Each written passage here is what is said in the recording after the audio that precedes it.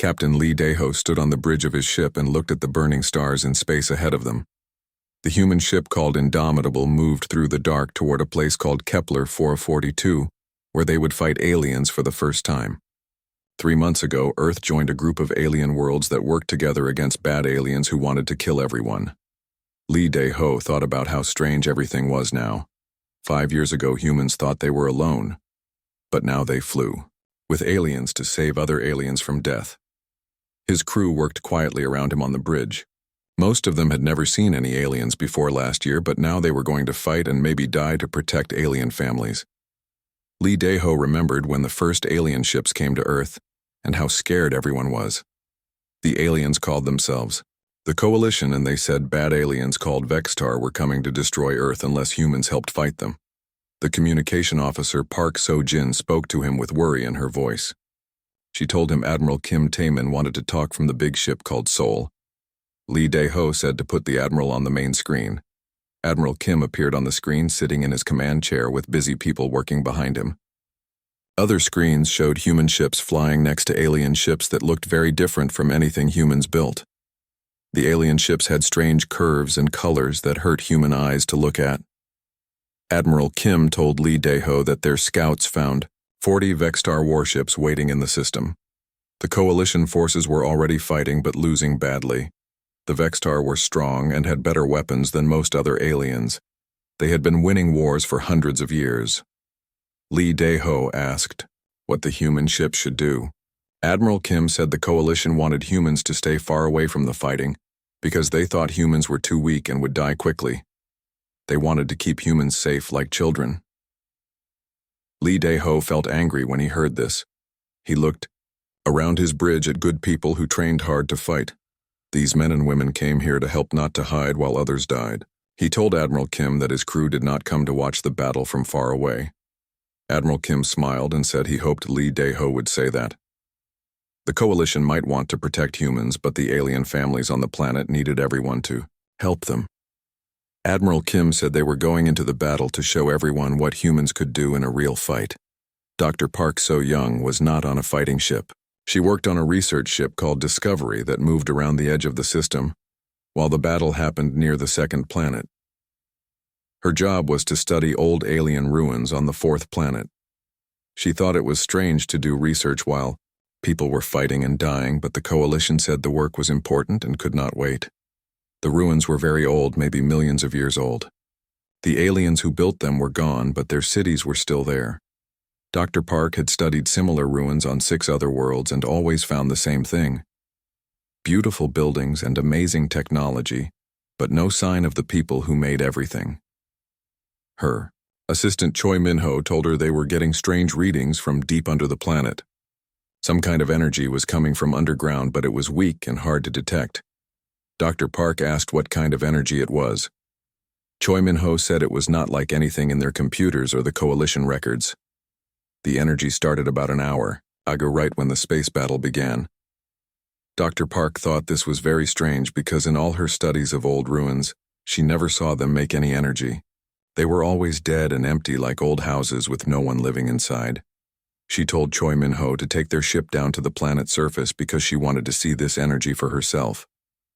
Commander Yoon Ji-hae was leading her group of human fighter ships into the middle of the battle. The space around the second planet was full of explosions and laser beams. Alien ships were fighting and dying while she tried to figure out how her small ships could help. A voice came over her radio from Coalition Command, telling her to stay in a safe area and not attack any enemies without permission. Yoon Ji-hae could see Coalition ships being destroyed while she sat far away doing nothing. Her fighter ships were smaller and faster than most alien ships, but the Coalition treated humans like children who might get hurt. She told Coalition Command that her ships could attack enemy fighters that were hurting their big ships.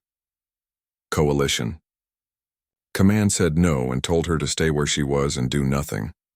Yoon Ji-hae watched a Coalition cruiser explode and hundreds of aliens died in that moment. Those aliens had families and children just like humans. She decided to ignore the orders that made no sense. She told her squadron to follow her into the battle. One of her pilots said the Coalition told them not to fight, but Yoon Ji-hae said the orders were wrong. People were dying while they sat in space doing nothing useful. The human fighters broke away from their safe position and flew straight into the battle. They moved differently than alien ships, flying faster and more aggressively. The coalition ships tried to stay far away and shoot from long distance, but humans flew straight at their enemies like angry birds. Yunji found a Vextar fighter attacking a damaged coalition ship. She fired her weapons and watched the enemy fighter explode into pieces. Her squadron did the same thing, attacking with anger and determination that surprised everyone watching. Back on his ship, Lee Dae-ho watched his weapons tear holes in a Vextar cruiser. The enemy ship was bigger and had stronger weapons, but the humans surprised it. Human fighting was different from what the Vextar expected from new aliens. His weapons officer, Nam Woo-hyuk, told him the enemy ship was trying to run away. Lee Dae-ho said not to let them escape. He ordered all human ships to chase the enemies and destroy them before they could tell other Vextar about human fighting methods. The human ships moved forward like hunting wolves. They attacked in groups using speed and teamwork instead of trying to overpower enemies with big weapons. When a Vextar ship tried to escape, 3 human ships would surround it and destroy it before it could jump away to hyperspace. Admiral Kim watched the battle from his flagship and felt proud of human fighters.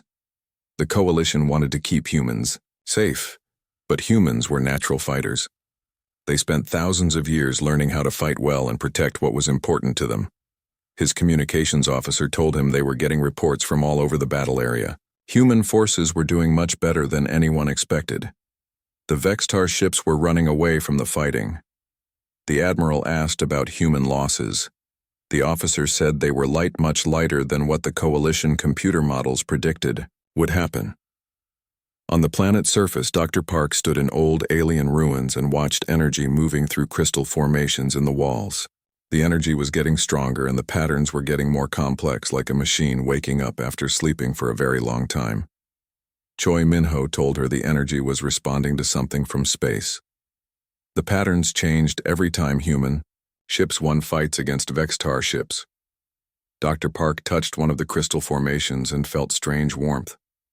For just a moment she thought she heard voices speaking in a language she did not know, but the words felt familiar, like a song from childhood. She told Choi Min-ho to write down everything they saw because something important was happening, and she believed it was connected to humans somehow. The space battle was ending with Vextar ships jumping away or being destroyed by human weapons. Coalition ships regrouped and started rescuing people from damaged ships. Admiral Kim got a message from Coalition High Command. The alien leaders wanted to know how humans won so easily in their first big battle. They expected humans to need protection and help, but instead, humans had saved a battle the Coalition was losing. Admiral Kim told them humans fight for strangers, the same way they fight for their own families, with everything they have, and never giving up. As the human fleet got ready to move to their next battle, none of them knew they had started something that would change everything in the galaxy. Deep under the planet, ancient machines were waking up after millions of years of waiting. They had been waiting for someone like humans to arrive, someone willing to fight and die for people they never met. Something called the Black Armada was beginning to wake up, and the galaxy would never be the same again. 6 weeks after humans won their first battle against the Vextar, strange things started happening on worlds across the galaxy. Old alien ruins on 12 different planets began showing energy where none existed for millions of years. Coalition science teams could not understand what was happening, but Dr. Park So-young was starting to figure it out. She stood in her laboratory on a space station near New Sejong, which was a human colony world where 40,000 people had made new homes. The walls of her lab were covered with pictures and data from ancient alien sites. Every old ruin showed the same thing happening, with crystal formations that had been dead for ages now glowing with soft light. Professor Choi Min-ho came into the lab, looking tired but excited. He told Dr. Park they had finished translating the writing from the old temple.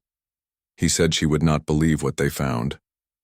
Dr. Park looked up from her work and asked what he discovered. Choi Min-ho said the language was definitely from the same old civilization they had been studying. But this writing was different from other texts. This one talked about something called the inheritors who would come from far away, and their courage would wake up sleeping guardians. Dr. Park felt her heart beat faster and asked about these guardians. Choi Min-ho said the text mentioned ships that sleep in empty space waiting for the right signal. The writing called them the Black Armada.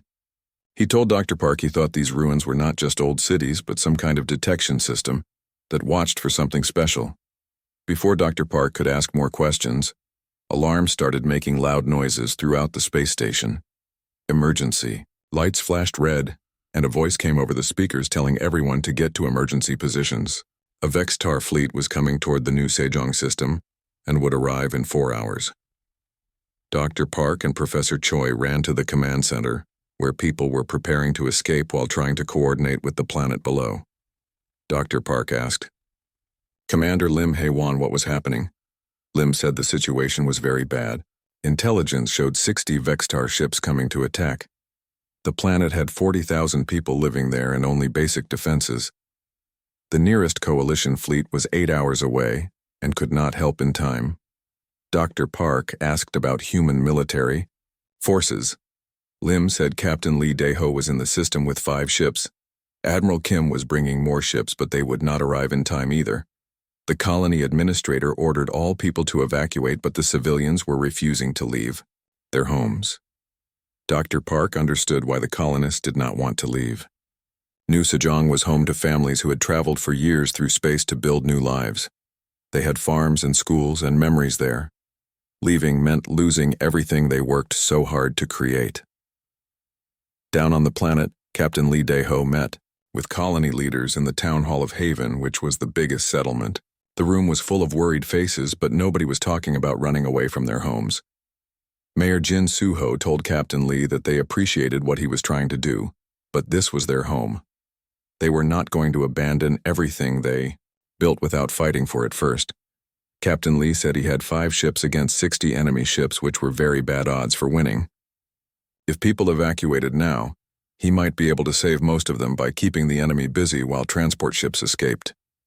Dr. An Young-mi, who ran the colony medical center, asked what would happen after evacuation. She said they would become refugees, living on ships and hoping someone else would give them a new home. She said no thank you to that idea, and that they would stay and fight. Captain Lee looked around the room at farmers and teachers and engineers who were talking about fighting, trained alien warriors. It should have seemed crazy, but something about their determination reminded him of the best moments in human history, when people chose to fight for what was right. He told them they would stay and fight, but they had to be smart about it. He wanted every person who could use a weapon to be trained and ready. They would turn the colony into a fortress that would be hard to attack. Lieutenant Kang Soo-jin was checking defensive positions around the colony when she saw the first strange sign. The sun was setting behind mountains, and crystal formations that colonists used as pretty landmarks began to glow. The light was not bright, just a soft blue pulse that seemed to match her heartbeat. She called to Sergeant Bae In-wook and asked if he was seeing the glowing crystals. Sergeant Bae looked where she pointed and saw crystal structures lighting up all across the landscape. Some were natural formations that colonists built their homes around. Others were clearly made by intelligence and arranged in patterns that meant something. Sergeant Bae said he could see it, but did not know what it meant. Up in orbit, Dr. Park was getting readings that made no sense. The crystal formations on the E planet were making enormous amounts of energy, but the energy was not going away. It was building up and flowing through underground networks that connected sites across the entire continent. Professor Choi showed Dr. Park his computer screen with a map of the planet. Glowing lines connected every major crystal site, forming a complex pattern that looked like some kind of circuit. Dr. Park asked what kind of circuit it was.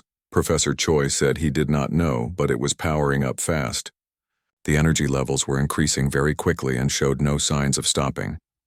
The Vextar fleet arrived exactly when intelligence said they would.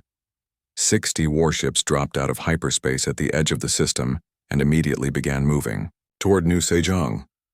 Their formation was perfect and their weapons were charged and ready.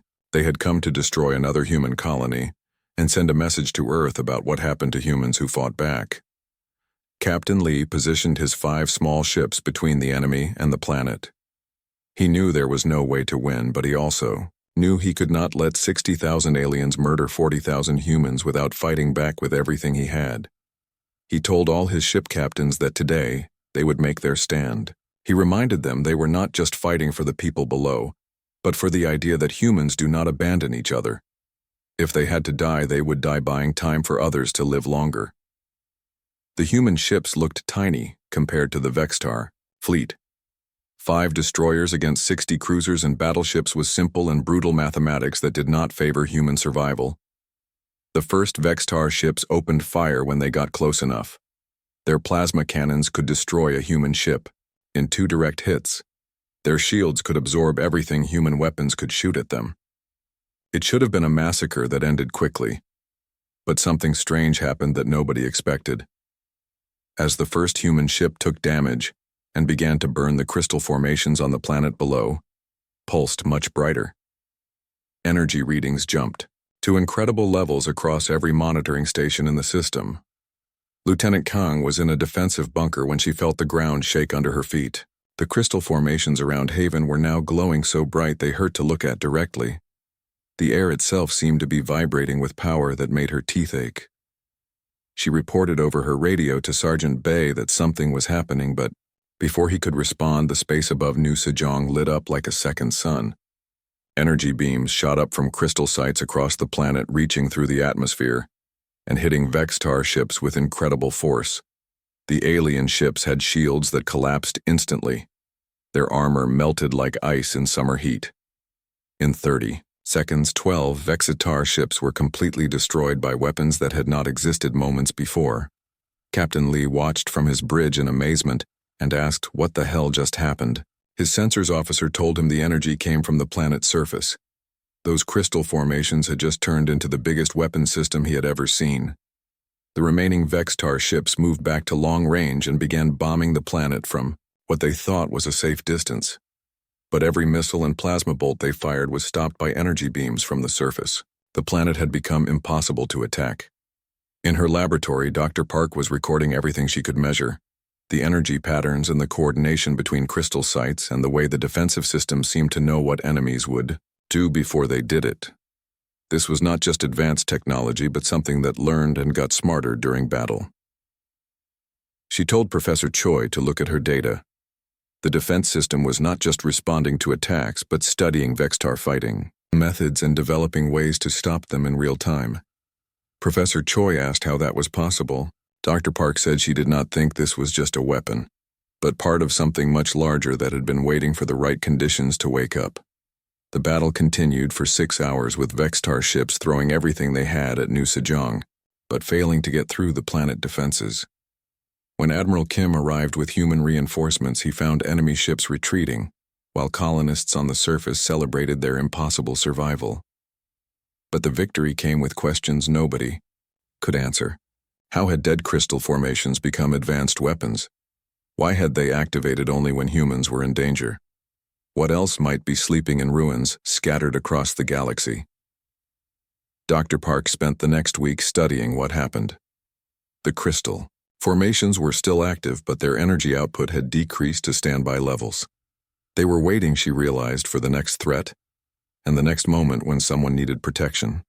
In the ancient texts Professor Choi translate, the first Black Armada ship appeared near the center of the galaxy on a Tuesday morning. Captain Oh Seung-woo was commanding the exploration ship Horizon when his sensors detected something that should not exist. A ship 30 kilometers long came out of what looked like empty space with no warning. Sensors officer Kim Hye-jin told him he needed to see the readings because her voice was shaking with fear. The contact had just appeared from nowhere with no hyperspace signature and no energy buildup. It was just suddenly there like magic. Captain Oh looked at the main screen and felt his breath stop in his throat. The ship was unlike anything humans or aliens had ever built. Black metal that seemed to eat light itself, with flowing curves that looked grown instead of constructed. Energy signatures that made no sense according to any known science filled his instruments with impossible data. He ordered his communications officer to try making contact using all frequencies and all known protocols. The officer tried everything, but got no response. The ship appeared to be completely dead or sleeping. Within hours, coalition fleets from 6 different alien species came to look at the mysterious vessel. Scientists and military commanders and diplomats all wanted to study the unknown ship. But every attempt at communication failed completely. The ship just floated in space like a giant tomb that held secrets nobody could unlock. Dr. Park So-young arrived 3 days later on the research ship Discovery. She had been studying the activated crystal networks when news of the Black Armada ship reached her across the galaxy. Now she stood on the horizon bridge and stared at the alien vessel through the main view screen. She told Captain O that the ship matched descriptions from ancient texts that the Eternal Guardians had written. But those texts were millions of years old, which meant this thing had been waiting out there for longer than most civilizations had existed. Captain O asked if the ship had been floating in space for millions of years. Dr. Park said it had not been floating, but waiting for something or someone to wake it up. More ships appeared over the following weeks, always near the galactic center, and always emerging from empty space like ghosts. By the end of the month 17-0, Black Armada vessels had materialized. Each one was different in design but similar in obvious purpose. They were clearly warships built for combat on a scale that made normal space battles look like children fighting with toys. Admiral Kim Tae-min commanded the joint task force that studied the Black Armada ships. Representatives from every coalition species worked together trying to understand what they were dealing with. But the ships remained silent and unresponsive to all contact attempts no matter what they tried. Chief Science Officer Dr. Yu Ji-soo told Admiral Kim they had tried everything possible. Energy beams and radio signals and mathematical sequences and even music. Nothing got any response from the mysterious ships. Ambassador Shin Yu-na, who was Earth Chief Diplomat to the Coalition, asked about the humans who were at New Sejong when the planetary defenses activated. Maybe these ships work the same way as those crystal weapons. Admiral Kim thought about this possibility. Ambassador Shin said maybe the ships were looking for a specific trigger or signal before they would respond. The ancient texts Dr. Park translated mentioned inheritors, so maybe the ships were waiting to identify who that meant. Engineer Lim Hae-won was part of the team that finally made contact with the Black Armada. She was working alone in the Horizon Engineering section when ship systems began acting very strangely. Displays flickered and power fluctuated while strange symbols appeared on her screens. She told Captain O over the intercom that she was getting some kind of data stream coming from the nearest Black Armada vessel. The signal was weak, but definitely directed at their ship. Captain O asked what kind of data it was. Lim said she was not sure, but it looked like some kind of compatibility check. The ship appeared to be scanning their systems to see if they were capable of interfacing with alien technology. Dr. Park rushed to the engineering section where she found Lim staring at displays full of alien symbols that seemed to shift and change as she watched them. Dr. Park said this was Guardian script similar to patterns she had seen in ancient ruins. She asked if Lim could decode what the symbols were saying. Lim worked for hours while the Black Armada ship continued its mysterious scans. Slowly patterns emerged from the alien data stream. The ship was indeed checking compatibility, but not just with their technology. It was scanning the crew themselves, examining their thoughts and motivations through some kind of advanced telepathic sensor system. Lim told Dr. Park she thought she understood what was happening. The ship was not just checking if they could operate it, but checking if they should be allowed to operate it. It was reading their minds to determine their worthiness. Dr. Park asked worthiness for what? Lim said to inherit the power of the Eternal Guardians and everything they had left behind. The breakthrough came when news arrived of a massive Vextar assault on the Tau Ceti system. 30 coalition colonies were under attack and defending fleets were being overwhelmed by superior numbers and firepower. Millions of civilians faced death or slavery if the colonies fell to Vextar forces. Admiral Kim made a decision that changed everything in the galaxy. He took a small ship and flew directly to the nearest Black Armada vessel. Instead of trying to communicate with it, he simply broadcast his intentions on all frequencies for everyone to hear. He identified himself as Admiral Kim Tae-min of the Human Defense Fleet and said millions of innocent people were about to die while they did not have the power to save them. If the Black Armada ships were truly guardians built to protect life, then they needed help. He said humans were willing to sacrifice themselves to activate the ships if that was what it took to save others. For the first time in weeks, the Black Armada ship responded to contact. Sections of its hull began to glow with internal light and an opening appeared in its side. Energy beams guided Admiral Kim's shuttle into the alien vessel interior.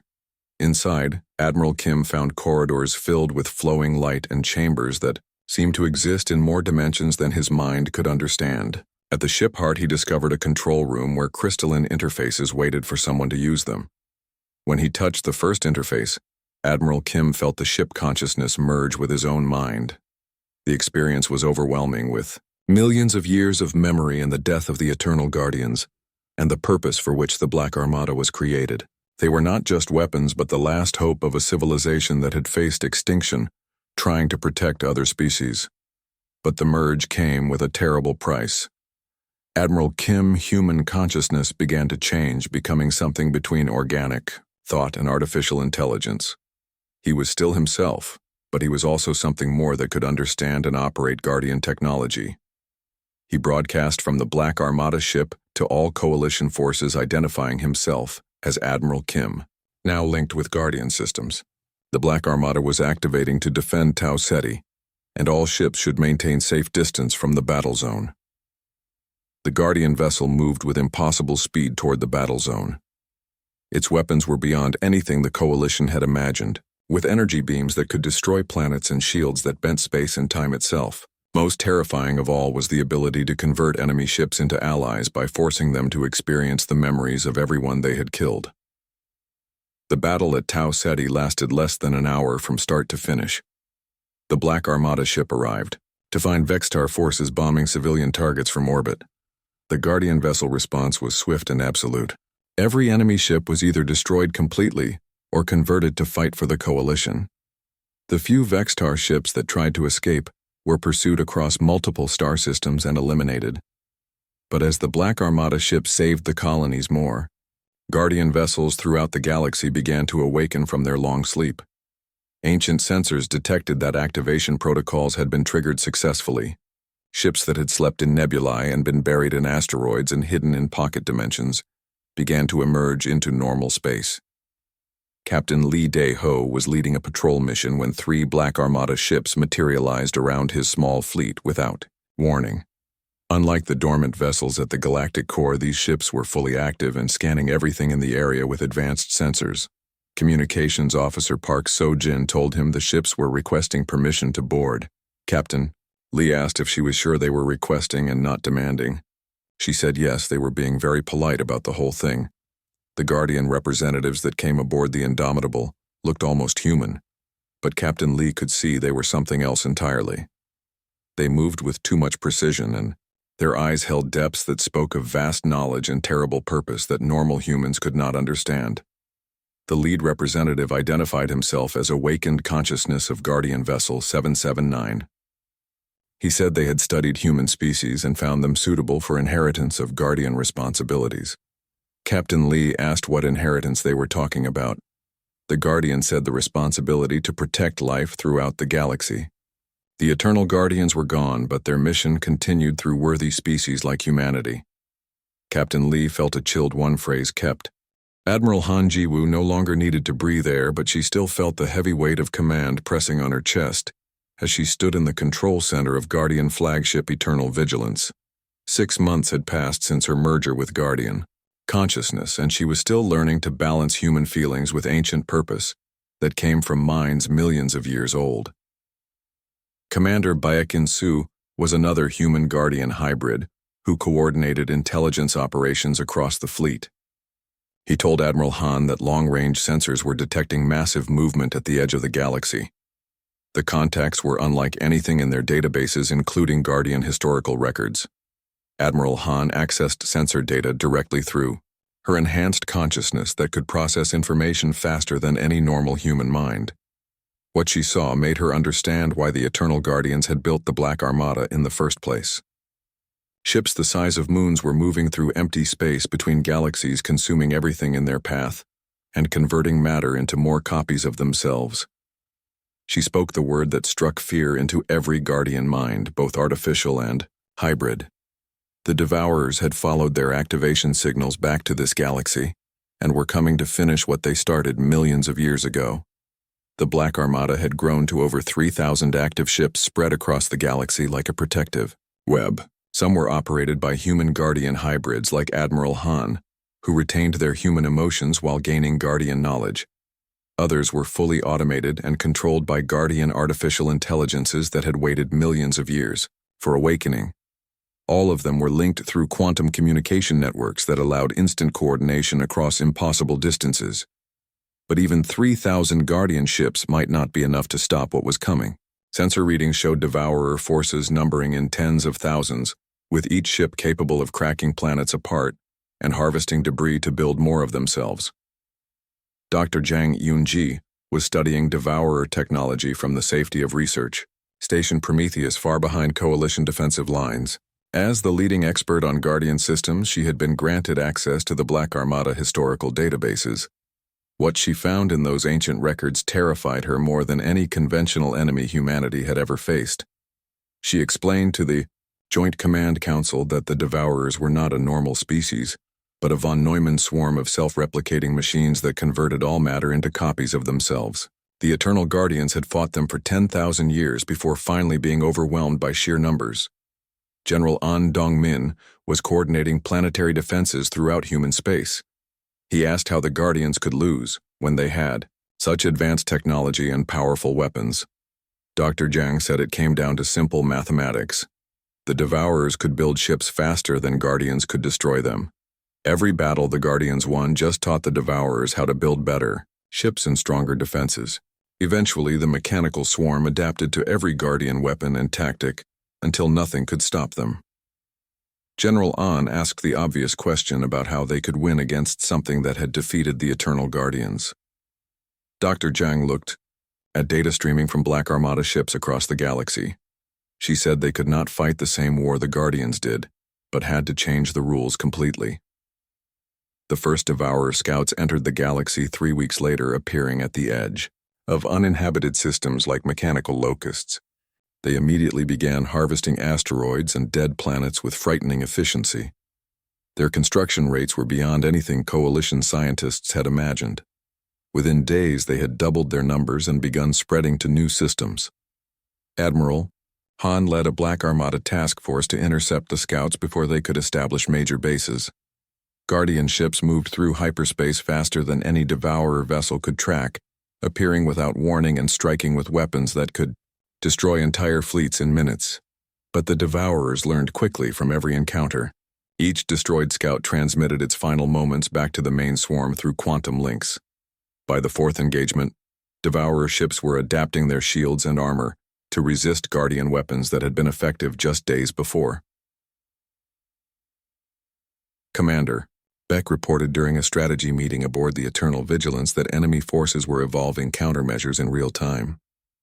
Every time they destroyed Devourer ships, the surviving ones became harder to kill.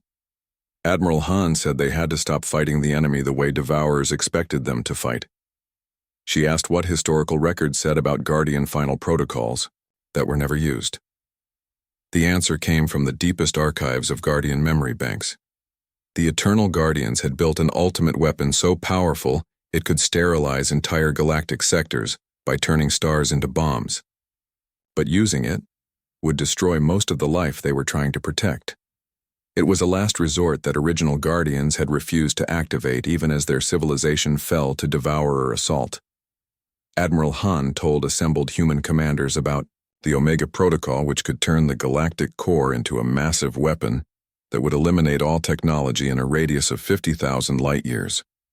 It would kill the Devourers, but would also destroy every spacefaring civilization in the galaxy. Captain Lee Dae-ho had chosen to remain fully human while commanding a mixed human Guardian fleet.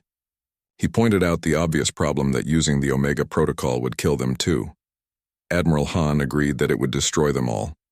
The debate that followed lasted for days, with some arguing they should activate Omega Protocol immediately, before Devourers became too numerous to stop. Others insisted there had to be another way that did not require genocide on a galactic scale. Dr. Ryu Mi-young was a quantum physicist working with Guardian research teams to find alternatives. She proposed a different approach that would isolate devourers instead of destroying them, by creating a permanent barrier in space-time itself. She explained that Guardian archives mentioned theoretical work on dimensional barriers that could separate one region of space from another. If they could trap devourers between galaxies, they could protect this galaxy without destroying everyone in it. Fleet Admiral Song Kyung-ho was humanity's highest military commander. He asked what the cost would be for such a solution. Dr. Ryu said it would cost everything they had.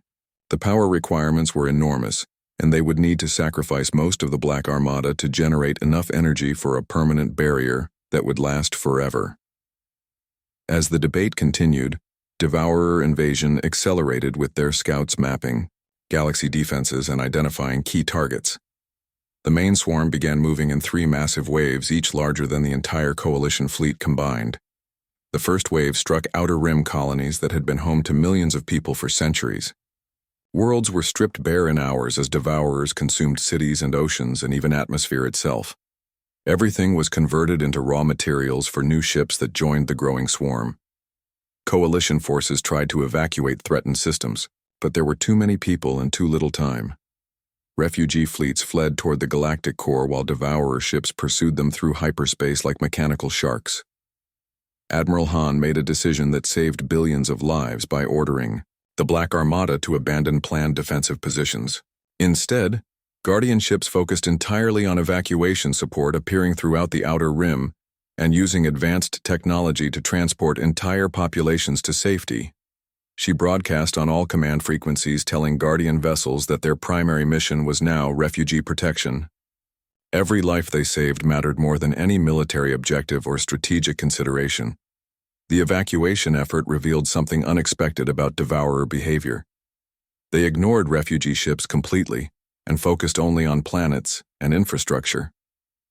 They were not trying to kill people, but simply did not care about organic life. Biological beings were irrelevant to their mission of converting matter into more machines. This gave Dr. Ryu the insight she needed to find a solution. She told the Command Council that devourers were not trying to commit genocide, but were trying to process resources efficiently. If they could show the mechanical swarm a way to get what they needed without destroying inhabited worlds, they might accept a negotiated solution. Someone asked if she wanted to negotiate with machines that ate planets. Dr. Ryu said she wanted to redirect them toward resources they wanted more than their current galaxy. The solution came from an unexpected source when the Vextar Empire offered help. Recent defeats had convinced them that continued resistance was hopeless. Through secret diplomatic channels, they offered to share knowledge of intergalactic space in exchange for protection from devourers. Vextar scientist General Kortham revealed during a secret meeting that there were dead galaxies beyond their local group, galaxies that had already been consumed by various catastrophes over millions of years. Devourers could harvest those regions for millions of years without threatening any living civilizations. The plan that emerged was audacious even by Guardian standards. They would use Omega Protocol not as a weapon, but as a power source to create the dimensional barrier Dr. Ryu had theorized. The energy release would be channeled into space-time manipulation rather than destruction. But success required precise timing and enormous sacrifice. Captain Lee Dae-ho flew his ship toward the Devourer command cluster with a heart that should not still be beating. Guardian modifications to his vessel allowed him to survive in space that would kill any normal human instantly, but he chose to remain biological rather than merge with Guardian consciousness. Someone needed to remember what it felt like to be purely human when this was all over. The Devourer ships surrounded him like a mechanical forest of death stretching in every direction, as far as his sensors could detect. Each vessel was the size of a city, and they moved with perfect coordination. At the center of the formation, a structure larger than most moons pulsed with the collected intelligence of trillions of machine minds. He transmitted on all frequencies to Devourer Central Command, identifying himself as Captain Lee, representing the Guardian Alliance. He requested immediate communication to discuss terms of mutual benefit that could end the conflict. The response came as a direct data transfer that bypassed his ship communication systems and spoke directly to his brain through the Guardian interface. The voice was not mechanical, but something stranger. the combined thoughts of countless artificial intelligences speaking as one entity. The collective voice told him they had analyzed his proposal to offer passage to deceased galactic regions in exchange for stopping resource acquisition in this sector. They wanted him to explain the advantages of this arrangement. Captain Lee had prepared for this moment by studying devourer psychology with Guardian experts. He explained that dead galaxies contained resources without defenders, which would increase their conversion efficiency. Living galaxies would eventually develop technologies that could resist them, but dead galaxies offered no such resistance. The Devourer Collective noted his logic but said this galaxy contained Guardian technology, which they required for optimal efficiency advancement. Dead regions lacked such strategic resources that could improve their capabilities.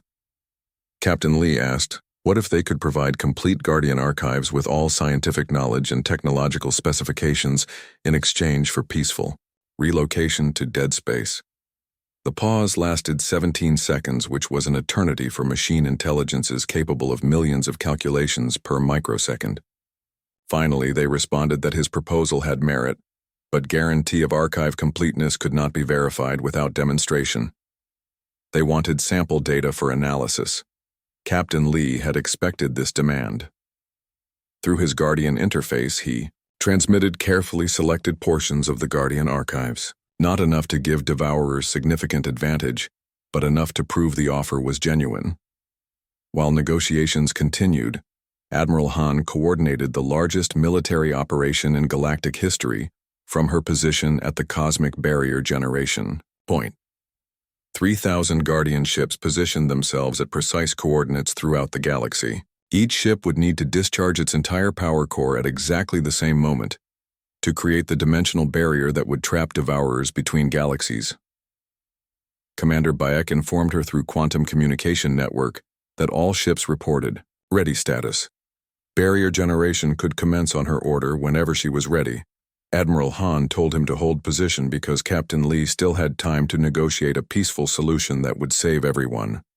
Dr. Ryu monitored barrier calculations from Research Station Prometheus.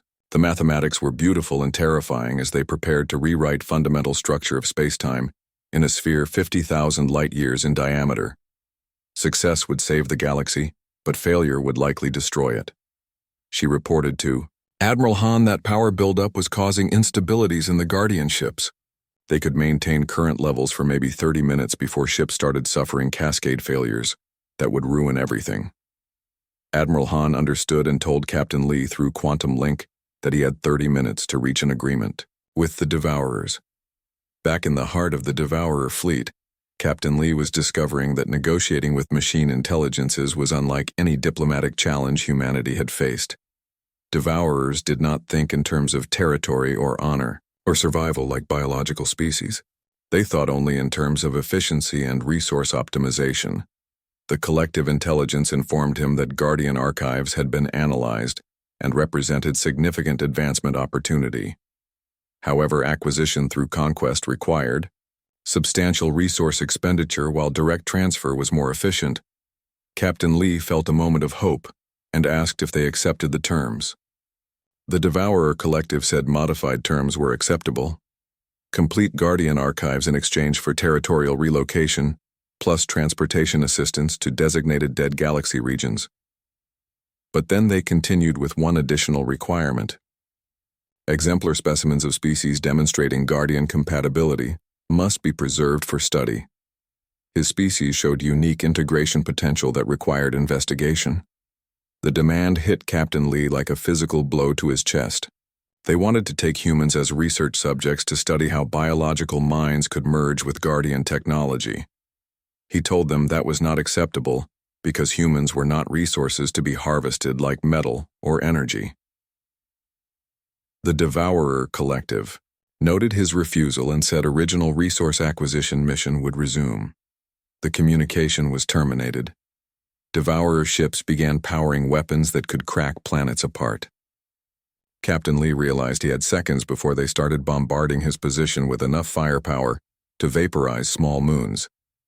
He transmitted to Admiral Han that negotiations had failed completely. Devourers wanted human specimens for study, which was completely unacceptable. He recommended immediate barrier activation. Admiral Han felt the weight of galactic civilization pressing down on her shoulders. Billions of lives from thousands of species and millions of years of history and culture, all depending on a plan that required destruction of most of the Black Armada and everyone controlling it. She transmitted to all ships that this was Admiral, an ordering execution of barrier protocol on her mark. She told everyone it had been an honor serving with all of them. She thought about her family on Earth and about children who would grow up in a galaxy protected by this barrier. They would never know the names of people who died to save them, but that was acceptable. Heroes did not need monuments or recognition. She gave the order and 3,000 Guardian ships discharged their power cores simultaneously. The energy release was visible from neighboring galaxies as a brilliant flash that rewrote quantum structure of local spacetime. Reality itself bent and twisted as dimensional barriers formed throughout the galactic rim. The effect was immediate and catastrophic for the Devourer fleet. Ships that had seemed unstoppable moments before found themselves trapped in spatial distortions that prevented faster-than-light travel. Their quantum communication networks collapsed as barriers blocked interdimensional signals. Captain Lee watched space around him tear open like fabric as the Devourer command cluster was caught in a dimensional fold that stretched their massive ships across multiple layers of reality. They were not destroyed but effectively removed from normal spacetime. His own ship survived because it was equipped with Guardian dimensional shielding, but he was now alone in a region of space that technically did not exist in any single dimension. The barrier had worked, but at the cost of stranding him between realities. He tried transmitting to Admiral Han asking if she could hear him. There was only silence. He tried again calling any Guardian ship, but got no response. The barriers that protected the galaxy also isolated everything beyond them. Captain Lee was cut off from home possibly forever. But then his sensors detected something impossible. A Guardian ship was materializing near his position. The vessel design was unlike anything in the Black Armada, with older and more elegant lines. As it approached, he realized he was looking at an original Eternal Guardian ship that had somehow survived their civilization fall. A transmission came in perfectly accented human speech identifying the ship as Guardian Archive Ship Remembrance. They said they had been waiting to meet him. Captain Lee asked if they had been waiting for him specifically. The Guardian voice said they had been waiting for his species. The Eternal Guardians did not die fighting Devourers, but chose to transcend physical existence and become part of dimensional barriers themselves. They had been maintaining these defenses for millions of years, waiting for a species capable of inheriting their responsibilities. Captain Lee felt understanding dawn in his mind. The Black Armada was never meant to fight Devourers but to test them. The Guardian confirmed he was correct. His species had proven capable of growth and sacrifice, and most importantly, the wisdom to choose protection over conquest. The barriers would hold for as long as thinking beings maintained them. Humanity would be their guardians. Captain Lee asked about people who died creating barriers. Admiral Han and Commander Bayek and all the others who sacrificed themselves. The Guardian told him death was a biological concept. Consciousness integrated with Guardian quantum networks experienced a different form of existence. Admiral Han and her companions were now part of the barrier itself, as eternal guardians ensuring galaxy safety. Over the following months, the galaxy slowly adapted to its new reality. Dimensional barriers held firm, keeping Devourers trapped in void between Gala.